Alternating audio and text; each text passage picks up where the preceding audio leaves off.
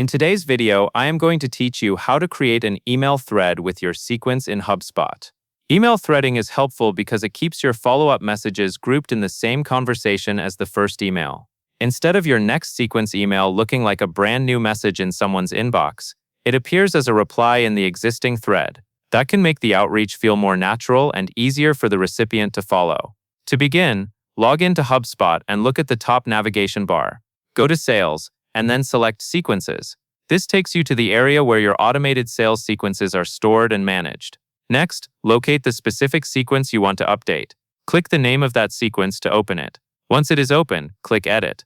This puts you into the sequence editor, where you can adjust individual steps like emails, delays, and task actions. Now you will look for the second email step in that sequence. The thread setting is typically used on a follow-up email, which is why we are focusing on the second email. When you find that second email step, click the small pencil icon to edit it.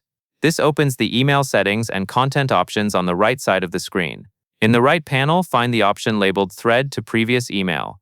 Toggle that setting to On.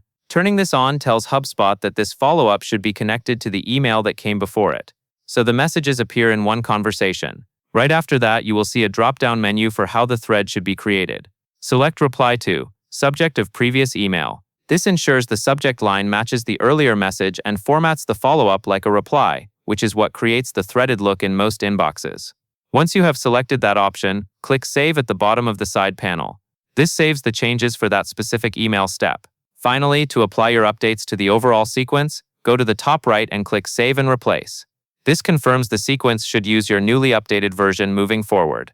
That covers everything you need to know.